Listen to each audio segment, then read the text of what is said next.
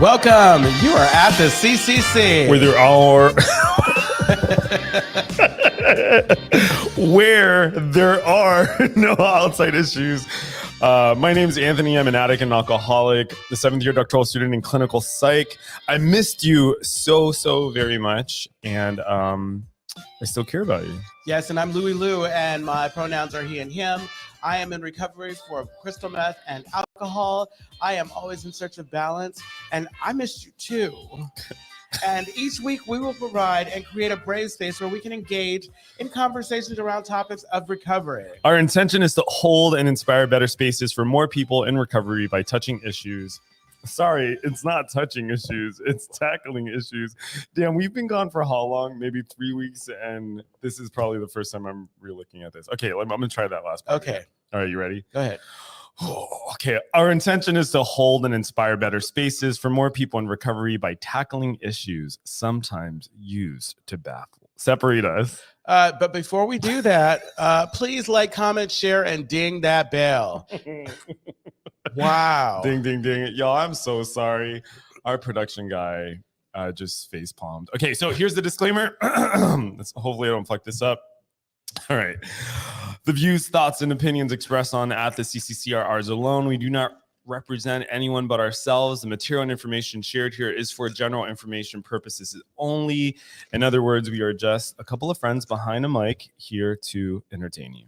Ricky. Yeah, no, I was thinking it's quite interesting that like we're reading from something and you're struggling. I think it's interesting that we still read it rather than just commit it to memory. Yeah, whatever. It's like, well, you know what? If you noticed, I was telling him before, you can't see my phone. I'm just kind of casually glancing down like they do on Saturday Night Live. And his is like up here in his face.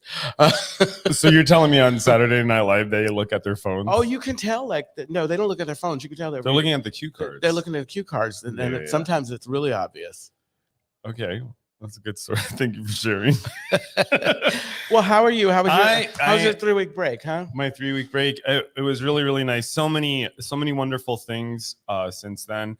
For folks who are not in San Francisco, we put up our first physical ad in the Castro district. Excuse me. Shout out to what's her name? It'll come back to me. But it's a nonprofit organization that helps other nonprofits in the area with advertising space. It was given to us. So that was really nice. Really excited about that. I've just been doing a lot of writing, trying to stay on my school stuff. It's been nice. Yeah, it's been a nice break. I mean, I when I found out that our producer was going to be traveling, I was looking forward, because I think between Anthony and I, it's like we have a lot going on. We do. But this is a labor of love. And so any opportunity to do it, I'm all down. I don't even consider it labor. Okay. Check, please. Check, please. So I wanted to give a shout out to Our Town SF. That's her name. Our Town SF. Our Town SF. And also it's like and a big shout out to True Colors Recovery in Portland, Oregon. They've been giving us shout outs on their Facebook, which has been really cool. It's amazing. It's really amazing what they're doing up there. From my understanding, they're a nonprofit organization. They're LGBT plus focused, specifically in recovery, offering free services to folks. So that's pretty dope. Thanks for giving us a shout out. Absolutely. And anyone listening to us who heard about us through them, welcome. Okay. Did you say how you're doing? Yeah, I did. I said that. I feel like I toned out. I feel like you're not listening to me. That's okay. So today's topic is Unforeseen Gifts of Recovery. And this was Lewis's idea. Tell us. Well, no. So it wasn't my idea. We have a list of topics, and it was in the list. And I was thinking, it's something I really love to talk about because, like, I think that obviously, like in recovery and specifically in 12-step, we have like each of the steps has a promise that's attached to it, and some of them they're out there and in your face or whatever. But there are a lot of things that occur as a result of sobriety that I think anybody, even if you're not in 12 step, you experience. And those are the things that really kind of like keep me like solid and remind me that I'm doing the right thing. Yeah. And so while we're having our discussion today, if you have any thoughts or experiences with unforeseen gifts of recovery that may have, something you just weren't expecting that you have no doubt in your mind is connected to recovery, we'd love to hear about it. Absolutely. Absolutely. And so I feel like, for me, a good place to start is that I like this idea. I like this topic because I have, especially recently, I keep having these moments where I'm like, oh my God, it's only because I'm sober. It's only because I'm sober that I'm having this dinner with people.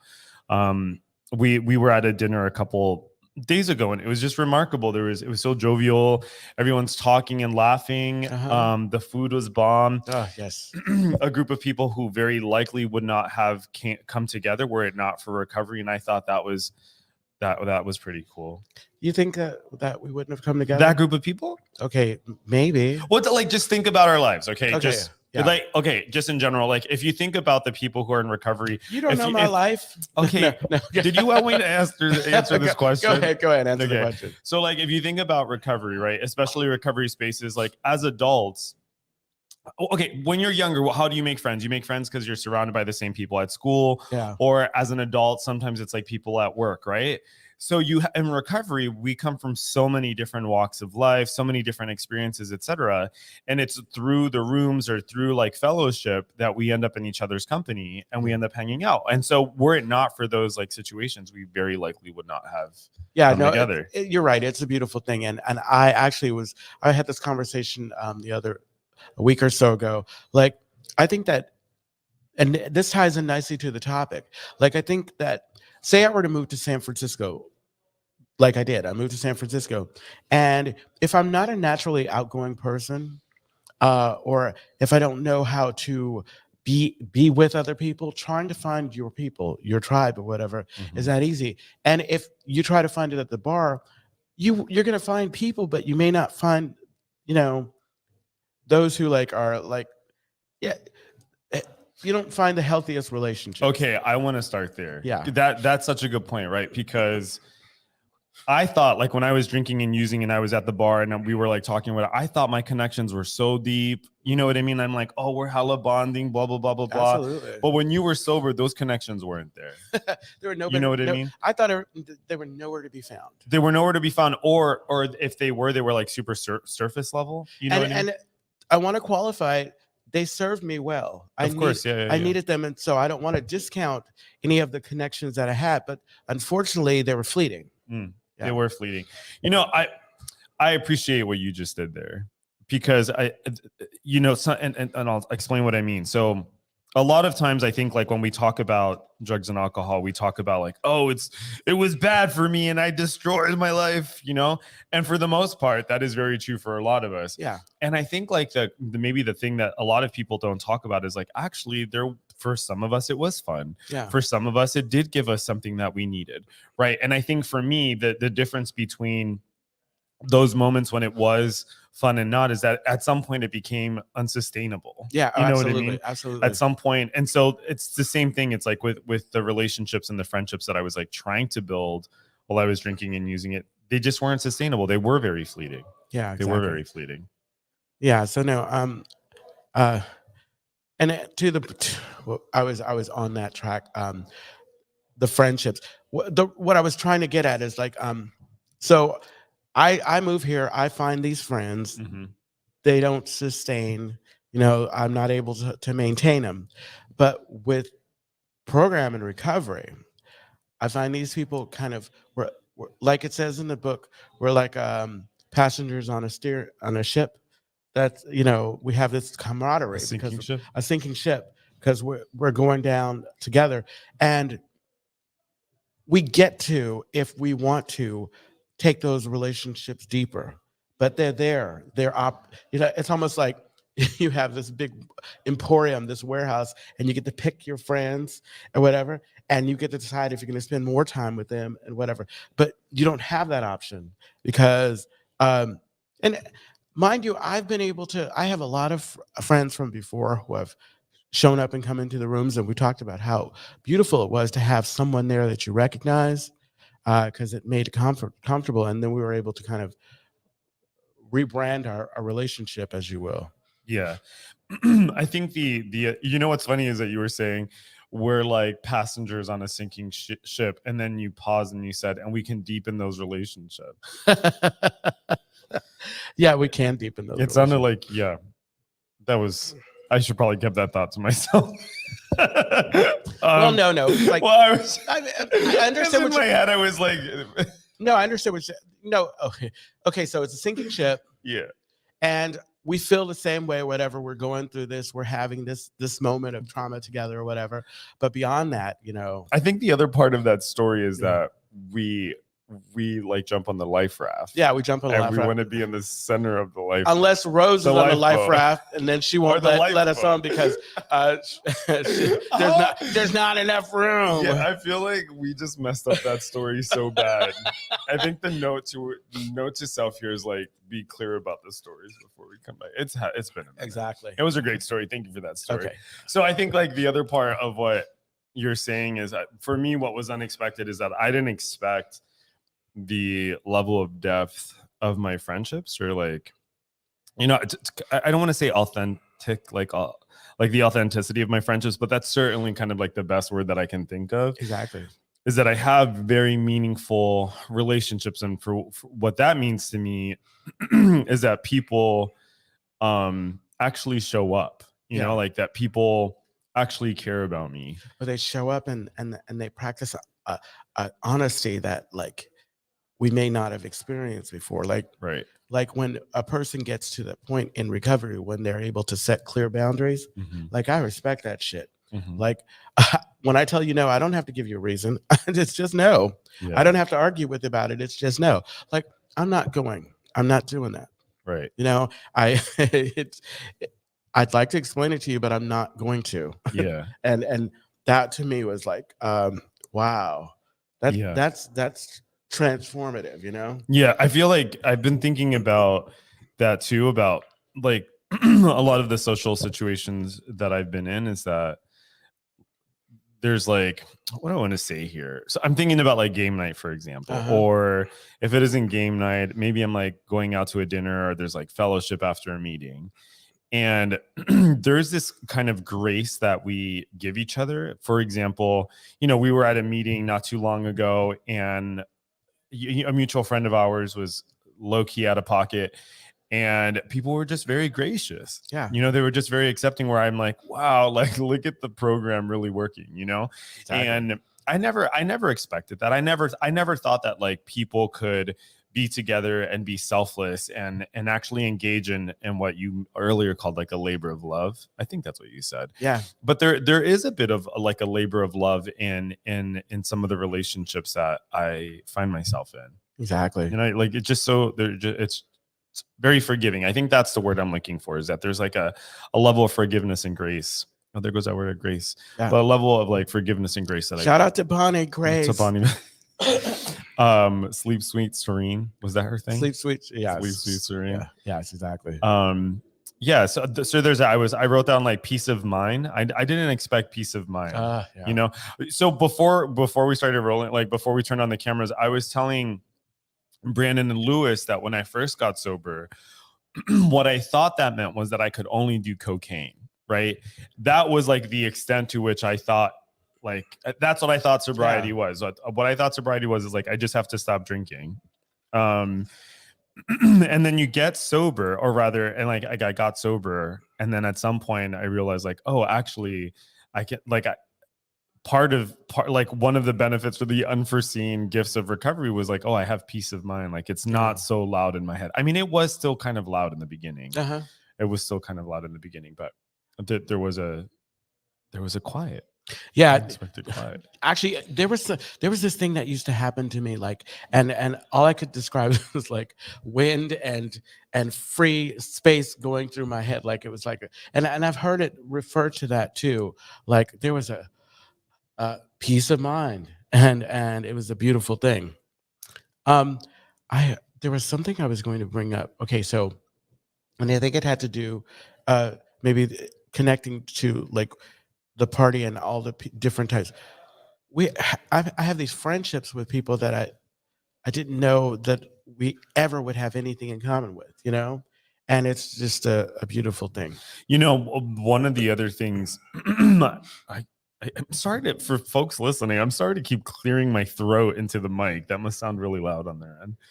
I was thinking about my family and how much my family has changed. Oh my God. And how much, well, okay, there's a story in here. So when I used to, when I first graduated from undergrad, I used to work at this hospital, and my coworkers, essentially, they didn't like me. I was still drinking and using. They did not like me. I was not very pleasant, for a number of different reasons. Like I was selfish, I was self-centered, and definitely egotistical. And I remember once I was talking to my therapist at the time, and I said, you know, I don't know what's happening. Like, I don't understand why all these people like behave this way around me. And she goes, you're the reason why these people behave this way around you. Right. And it was like the first time I think someone had said, like, you need to start owning up to like the situations you find yourself in. Mm-hmm. Okay. So let's put that in the parking lot. So let's fast forward. I'm sober, my family. So for the longest time, I had like all this beef with my family. I attributed all my problems to my upbringing, to like generational trauma and all this stuff. Like I did all of that work for such a long time. Like by work, I mean, I was just constantly playing that on a loop in my brain. Right.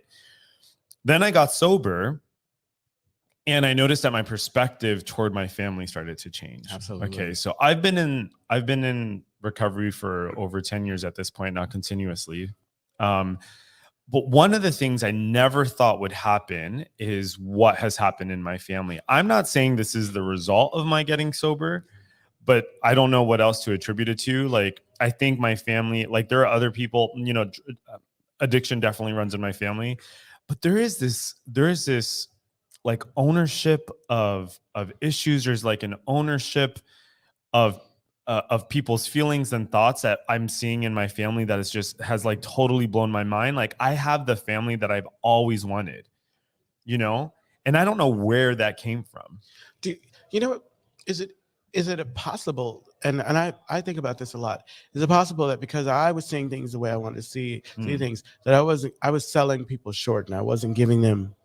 I know what you're saying. Like maybe they were always great, and I was just like, you know what? Yeah, because it's completely like if I'm seeing the world through rose-colored glasses, if I'm being selfish, I am not going to see like what you do or what you do for me is not going to come across the way it's supposed to if I'm not receiving it the proper way. I tell you where I get snagged with that? This is a really good question.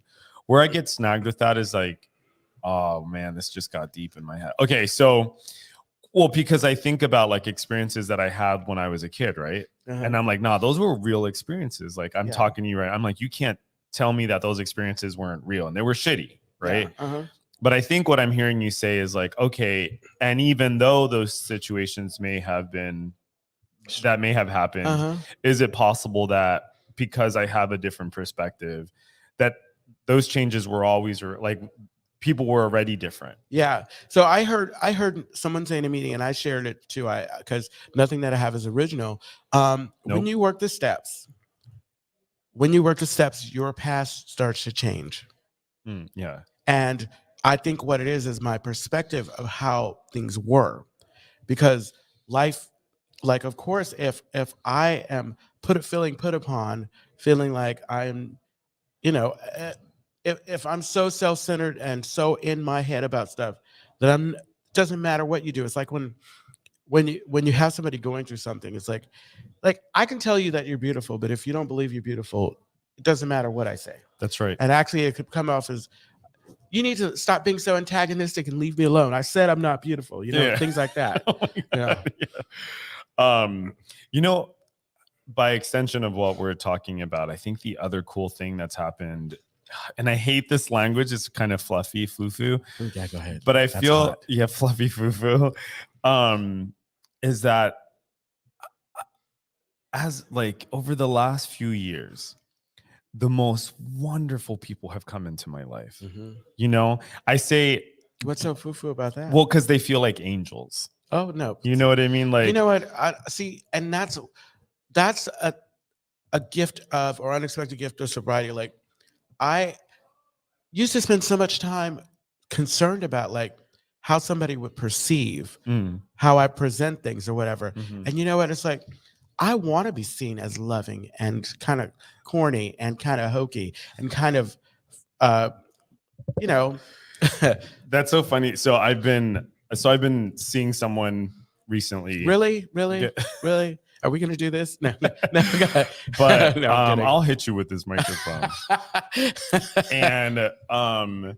and so I won't say too much about it, but an ongoing joke that we've had is that whenever things feel really vulnerable or they feel like really sensitive, like I'll joke about it or I'll say something kind of like offensive, like obvious self-consciously offensive. So like just to break it up.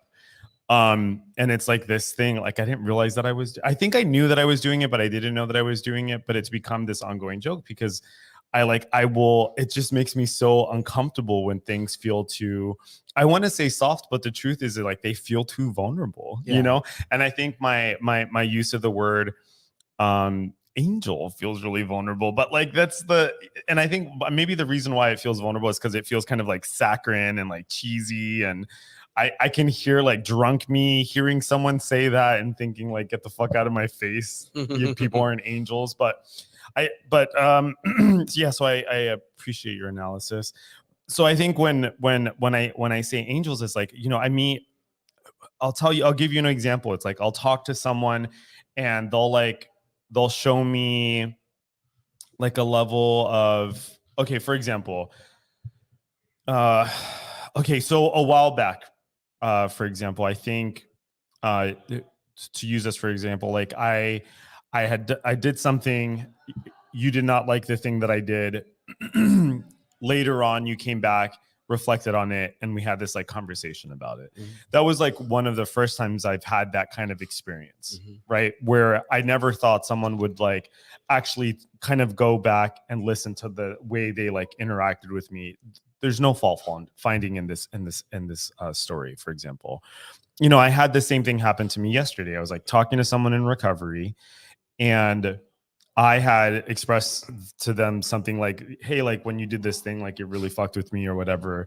I never asked them to think about it. I never asked them to reflect on it. You know what I mean? And then they came back and had reflected on it and said like they own their part. And I was like, this is crazy. Like the impact that has on me when someone like actually owns their own, like I can't tell you what that does for me. Yeah. You know what I mean? Like it softens my heart. It makes me feel like normal and sane, like just, and it's so simple. It's just somebody saying like, oh yeah, you know what? You're right. I did fuck up. Yeah.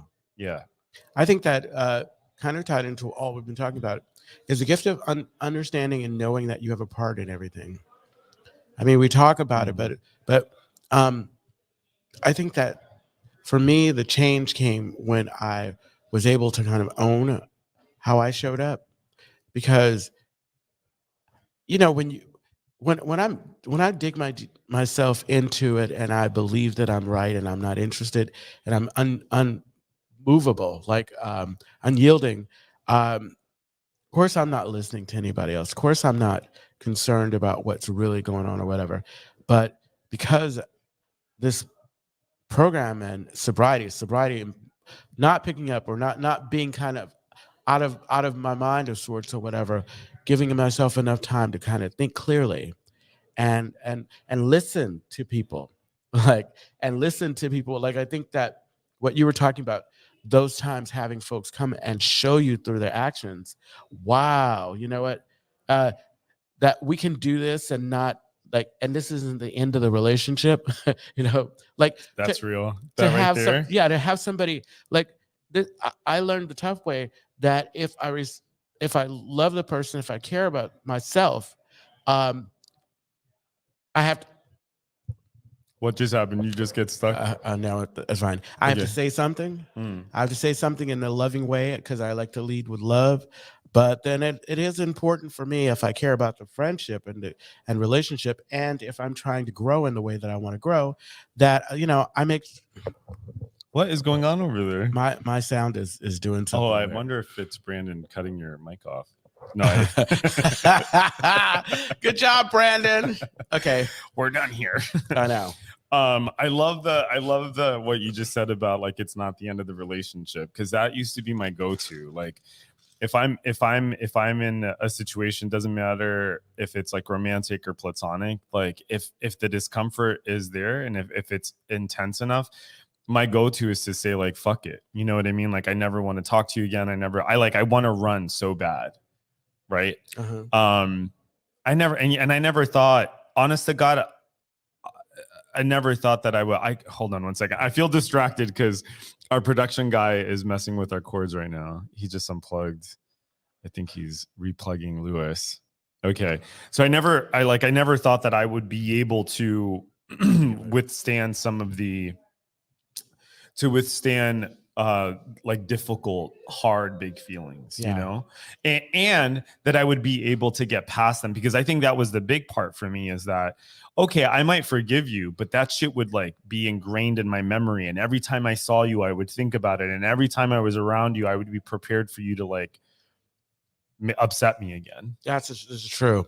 You know, another thing, and this is big on me. Like, I used to hear like quotes. It's like, you don't have to accept the invitation to every argument. And there truly are, like, there, as much as I want them to be, they're no big deals. It's how I show up and how I kind of think about them. And I have been able to kind of step outside of situations. Like, great example.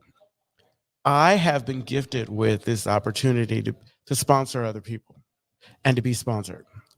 And call it a coincidence or whatever, but I've found more than not that my sponsees have been in situations that parallel mine all the and time. Yeah. I will do the work with my sponsor, and then all of a sudden I'll hear them and I'll be like, it is such a gift to be able to see a situation from more than one side.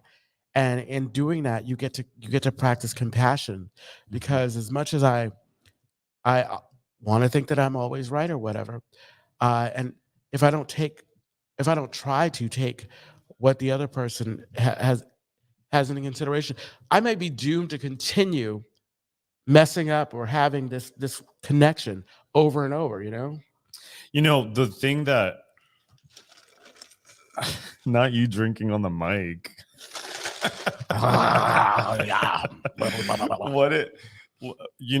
What I appreciate about what you're saying is you're reminding me of. I love that you appreciate me. Oh, I said what you said. Okay, well, I love that you appreciate what I said.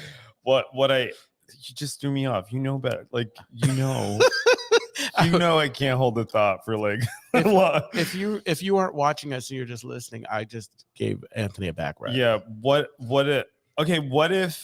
if I'm wrong? Right. So I just assume in situations now, even when I have all the convictions and evidence in the world that I am right, I just assume that because there is a God and a power greater than myself, that I am very likely wrong in some place that I can't see. Absolutely. Right. It's like, it's not my job to understand like what the grander design is, but I do think it is my job to be as flexible in the fabric of life as possible. Right. It's like, I don't need to be that kind of like sturdy thread in a blanket where like, it's like immovable. And I find that like when I'm much more flexible with people, this is also really new. When I'm just flexible with people, like, you know what? Yeah, you said something that offended me, or like, yeah, you know what? Like, I think you're annoying. I would never tell someone that, I don't think, because that's my issue, not theirs. It's like, but when I'm like, you know what? So what? You know what I mean? It's like, so what that person's annoying, I think I may have shared this a while back. There's Dr. Sherry Taylor. She's Sherry Taylor. Do you know Dr. Sherry Taylor? Sherry Taylor, yeah, the name sounds familiar. Is she black, huh? Yeah. Yes. She's celebrity kind of doctor. Well, she's amazing is what she is. No, she is amazing. She taught at the Right Institute. I think she still teaches. Can I just what? Okay, so normally when Anthony mentions a name or something, you just see a question mark form above my head, and I just have to listen because I want to learn. But today was one of those days I feel like thank you, God. Hallelujah. Hallelujah. So Dr. Sherry Taylor is amazing. She I took a class with her, not with her. I took one of her classes during in grad school. I think it was like LGBT mental health or something like that. Anyway, I recently heard a she was being interviewed on a podcast. I may have shared this before. It's worth sharing again. And toward the end of like their discussion, they were talking about hatred destroying things, that hatred is like the ultimate destroyer. And then Dr. Sherry Taylor says, actually, it's love. Like love is the ultimate destroyer of things. And I like thought about that and I was like, oh shit, like she's right. Like literally love is like the one thing that like will disrupt my annoyance with someone, will like any hatred I might have in my heart or any anger I might have in a situation. Like if I can find a way of loving the other person, and generally, you know what it is? The thing that kind of gets me to the other side of that is like seeing myself in them. Yeah. Right. It's like, or if maybe it's not even seeing myself in them, it's like just seeing their humanity. You know what I mean? Like I once heard years ago, if you knew someone's entire story, you would probably be a lot less angry. Oh, absolutely. This is I believe that this connected to that restoration to sanity that we talk about in the steps. Yeah. Because like what I was thinking about when you were saying love can kind of drive us. Let's think about like the folks who are on the other side of the aisle, alt-right or whatever, who have only learned and one way of thinking and have held on to that so long and believe that that is the right way of thinking. It's like when I thought that drugs and alcohol were the things that were keeping me safe, that were saving me or whatever, and I didn't realize that they were tearing me apart. And it's only when I stop and try to, and you, like you said, try to see myself in the other person. Because I think a lot of times when you hear folks say how they stepped away from this hate, this it was because they got to understand that the person that they so-called hated was no different than them. Yeah. And their things were, we were all just passionate about what we were passionate about. And that's right. Yeah. Yeah. I mean, that's one of the things that the Buddhists say, like that the greatest illusion is that we are different. Yeah. Like I remind myself all the time that like, the homophobic person that's living in Arkansas right now, that person loves their family. Absolutely. That person has like parents that they're connected to. That person has friends and loved ones. Right. And that, and I share humanity with that other person. I think one of the things that I get really kind of weary of, this happened years ago, like during when Trump won the first, that anyway, it was a dark day. It was, but the thing was that like I was in a classroom with people from all different political backgrounds. And there was this conversation about basically like, oh, we need to put a bunch of people on an island and blow it up. And I was like, hold up. Wow. Like we are talking about human life. And I'm not an apologist before people listening start saying shit like that. Yeah, exactly. I'm not an apologist. Like, I think, like I've said before, to stand in the gray is a luxury, and it's a luxury that like a lot of us don't have. But what I do stand on, like, is I stand on the side of the truth. And the truth is that like human life is valuable. Yeah. And that I have to be very careful about saying like, let's put someone on an island and blow them up, because there's no reason why like somebody on the other side of an opinion of mine might think the same thing about me. Absolutely. I think what it is like when you make statements like that in public, that's irresponsible. Of course. Right. Yeah, right. Like, yeah. I mean, when how you choose to live your life and your politics impact whether or not I can live my life, that's when I have a problem. Yeah. Right. So unforeseen gifts of recovery, I think, not to shoehorn that back in, but I think I didn't always believe this. No, exactly. You know what I mean? Like, I think that, like, I know, fuck you and the horse you came in on. I know exactly, but I think like you're sure the fact that we're having this conversation and that we treat this podcast like there are no outside issues. It's like for me, I'll speak for myself. It's like I get to have conversations and be open to kind of expanding my thinking on things. I'm not so rigid. anymore. I think that it was probably harder for me. And the irony is I thought I was open. Oh, word. I thought, Really, oh my I God. am Are you so kidding? open. I'm so open. I thought I was so accepting and non-judgmental. Yeah, I was the exactly. most unaccepting and most judgmental person. Yeah, I was telling you before. I realized that I absolutely had to go through what I went through to come out on the other end like this. I mean, it's like, yeah. Can I share something? Go So ahead. just this past weekend, I got to hang out with some people, and a bunch of them were new to recovery, either counting days or weeks or a couple months, right? And there was one person who was hanging out with us, who, a very funny guy. The exterior that, like, I guess my perception of him is like, oh, like emotionally impenetrable, like insensitive, blah blah blah blah blah, right? Uh-huh. You name it. The way we all were basically in early recovery. But so, we had this beautiful day. We like started with breakfast. We went to Great America. We had dinner. Sounds like so much fun. It was a lot. It was a lot of fun. And at the end of the day, he says, just earnestly, sincerely, he's like, I had so much fun today. Like, I like, he's like, I feel connected to you guys. Like, I don't remember the last time I have fun like this, like sober and all this other stuff. I don't know what about hearing him say that, like that shit, like, ooh, I felt it in my chest. You know what I mean? I was like, I felt so happy for him. And I think part of it for me was like, as I was listening, is like, oh, I remember how much pain and disconnected, like how much pain I had in my body and how disconnected I felt from other people. And to just hear this person who I know is early in recovery, who's been struggling, say like, oh, I felt connected. Like I had a good time. Like, oh, that meant the world to me. Wow. That meant the world to me. That was beautiful. No, I was thinking that is something too. Like when I think about, I always say one of the unexpected gifts for me of recovery is just the way you feel when somebody gets this. And, as much as you want it for them, it's like, it's not until they make the decision, they go through whatever they have to go through. And all of a sudden it's like, you see them and they transform and they start to do the thing, not because they're for other people, but they do the thing for themselves. I mean, when you get to that place, it's like, wow. And then that way you get to celebrate. Like, I don't show emotion all the time, but it's like when I see somebody get up, get a chip, celebrating, and you see how excited they are and how much work they've been doing, that's like, wow, Can I tell you? Go ahead. No, I'm just saying, wishing people well. Yeah. Can I tell you? So there was a time when I used to feel really like if something was happening and I felt left out of it, right? I've had that experience before. And I don't know what it was. Maybe I had a dream or something like that. But basically what ended up happening is there was someone in the room who had like, okay, very long story short, I had this dream. There was someone in the room who had this event. They didn't invite me to it, whatever. I don't even know them that well, right? But I had this dream that they had gone out and came close to like being murdered or something crazy like that.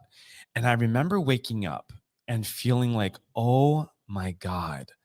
Like I remember feeling scared and I'm feeling emotional just thinking about it. Like, oh my God, like I would never wish that on them in a million years, And so fast forward to like times when I felt like I've been disconnected from things. My sincere, like I don't know where this came from either. It's like the fact that like people are getting together and they aren't fucked up or like ruining the world.